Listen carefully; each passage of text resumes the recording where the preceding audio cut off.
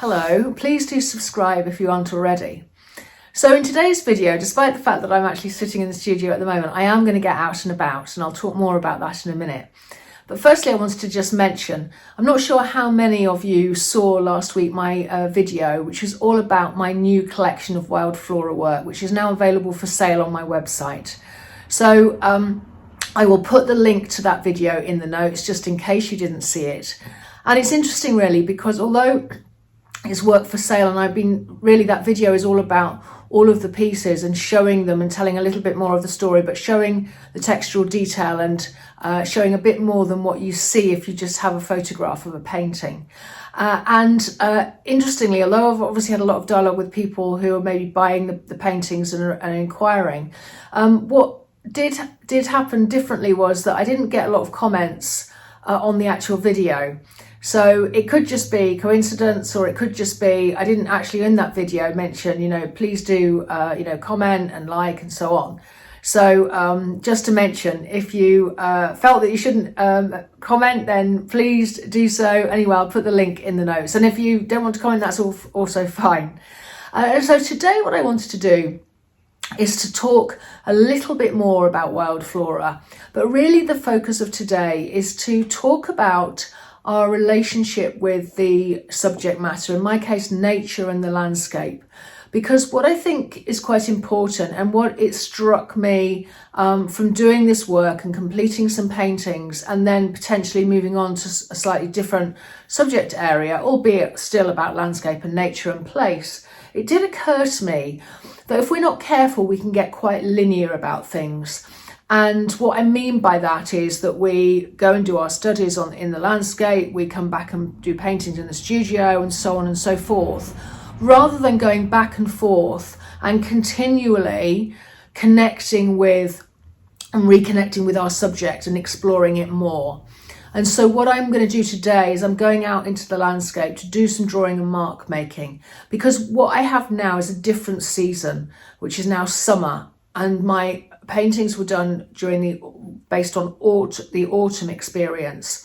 And what I would say is that, a lot of us are interested in nature and the landscape, and really the impact of the weather, the time of day, the seasons, and all of those things, and interacting with the landscape and nature is the thing that makes it so exciting, so enthralling, so fascinating, so sort of, for me, I really want to connect with that energy, that life, and that idea that things are not perfect. They're always evolving and changing and moving on. And it's that dynamic which I think is so exciting.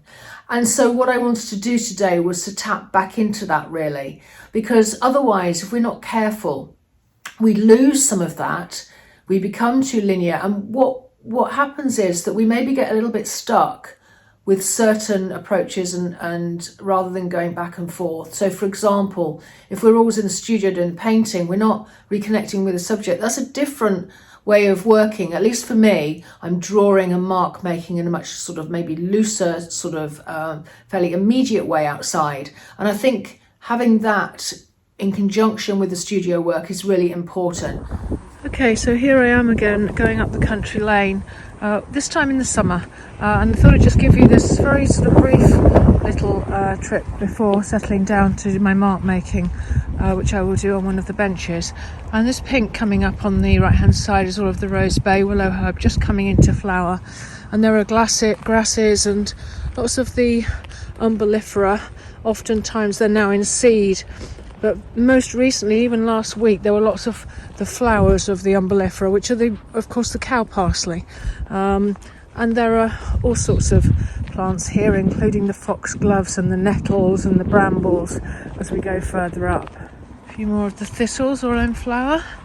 And the grasses are quite golden now. Even a few days ago, this was different. So it's changing week by week, especially with the weather patterns as they are, because a very hot spell was followed by a lot of wet, and that massively changes things as well. So I'm just coming up now to my beloved bench on the left hand side, and I can now get going with my mark making. And here is my setup. So I have the large A2 board, and then I've got all manner of materials. I've got some soft pastels, I've got some gouache, I've got some watercolour, some inks, and then various pencils, some woodies and some Inktense pencils, and also some black and white material including charcoal and graphite and Indian ink. So a range of materials there that you're now going to see me use on 2 sheets of A2.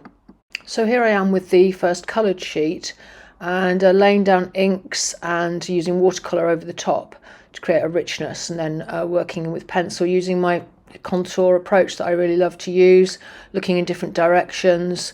This is some of the rose bay willow herb sort of growing around the bench, I think, and just sort of keeping it really loose and free, and keeping it moving, and as I say, looking in different directions and turning on occasion as well the paper. I'm even using stick there, if you can see, using all manner of tools, including a dip pen, including pencil. This is where I'm sort of turning it a little bit now. Looking kind of into the distant landscape as well as looking into the foreground, so that you get that feel of depth and different detail going on.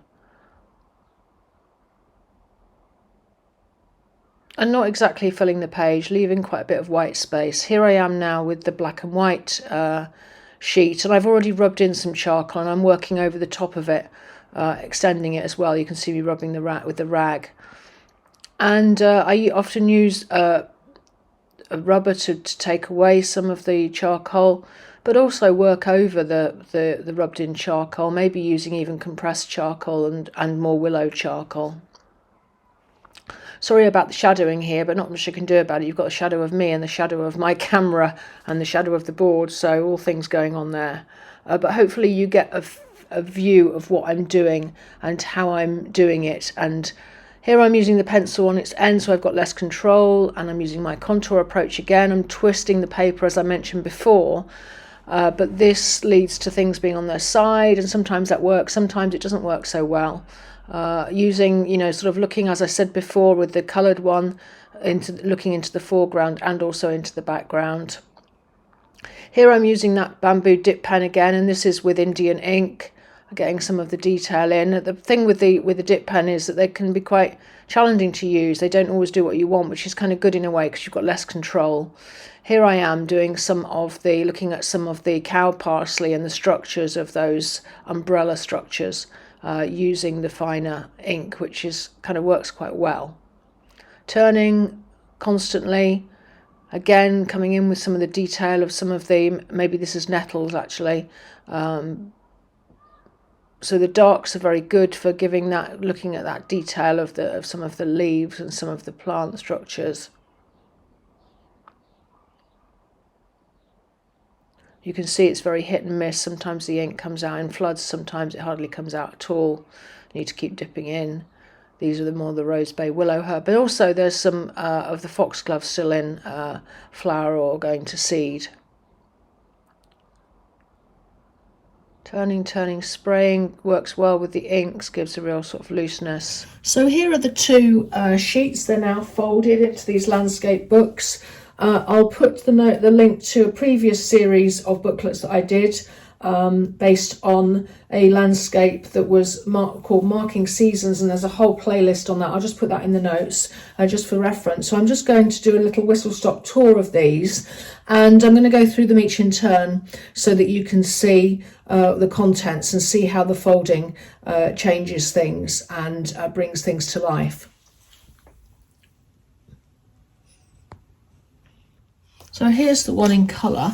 What I will say is that I did these quite quickly because I wasn't, I wanted to keep things immediate, and so they're quite rough. They're not folded perfectly, but the point is really the contents and the sort of it's rather than the finished piece, it's the actual journey of going out there and noticing things and noticing what I noticed that's important. This is interesting. There's quite a few pages that didn't really work for me. Putting these things on their side look quite odd, and it doesn't quite work. Again, another page that's not quite really what I would get much from, although as I say, it's the process. Then it starts getting a little bit more interesting. So this ink, these ink splodges and this idea of things coming in different directions is quite reminiscent to me of looking across the landscape during the summer and at the Wild Flora. This is another one which I think is quite reminiscent. There's lots of different types of planting coming at you from different directions, and there's a kind of an energy to this page, and the different marks are very nice. I think there's a sort of real contrast, and where they're coming from is quite energetic, and that kind of works for me. This again, not bad. I'm really liking this in sort of an aside really, but I'm using gouache here. This is quite nice, rich Winsor & Newton gouache, which is rather lovely and works really well in contrast with the pencil and so on. And again, there's an energy and a light and a depth of colour, which I'm really liking. And this as well, similar but different, really liking the variety of marks here and the change in scale, which kind of works quite well. And this actually here is watercolour.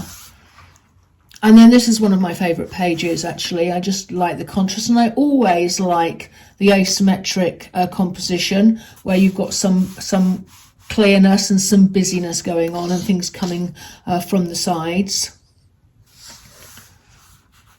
And that's the last page there. And again, some variety of marks. The kind of looseness and the edginess is quite nice. And I'll show you now the black and white piece for contrast. But as I say, these are not perfect. They're just really very quick studies, but a really nice way of capturing the different season. So here we are. This is the black and white one. And again, it's quite nice to see just the marks and without thinking really about the colour, but lots of variety of marks, which is quite nice. Again, I'm not liking it when I've got these sort of rather large shapes on their side like that. Some of this is quite nice and energetic, and I'm liking the variety of lines, but it's really not so much about this finished piece and the roughness of it. It's more about the experience of being out there, of feeling that energy, of noticing what I notice. And actually, when I show you the other one, the coloured piece, what I forgot to say was that I've got a large ongoing painting, which is Wild Flora, and I couldn't finish it because what was happening was I was being influenced by a different season, and it just wasn't fitting for me. Now I've done these studies, I really want to go back to finish that piece, which actually is clearly more summer months piece of work. So that's an interesting outcome as well. I love this, where you've got, you know, that sort of darkness and intensity there, and much more sort of loose flowing and more sort of ephemeral and less sort of in your face going on here. And of course, rubbing in with the rubber into the charcoal always works really well with black and white, and this variety of marks is quite nice. And then this one I really like. Again, it's the same as what I was saying before. It's this idea of the asymmetry working quite nice, and you've got that real intensity of ink down there, and the rather sort of scratchy, sort of winding lines here. And as you can see, it's very imperfect, poorly, you know, sort of folded, but really that wasn't the point of this. It's not for any other purpose than my own connection with the experience. So I hope that's been helpful as a way of talking about the importance of keeping connected with our subject, no matter what the outcome is and any of those things. It's just really having that ongoing dialogue, and only then will we be able to see what is important to us and follow the lead from what we're finding. So thank you so much for watching. Please do like and subscribe, and I'll catch you next time. Thanks a lot. Bye bye.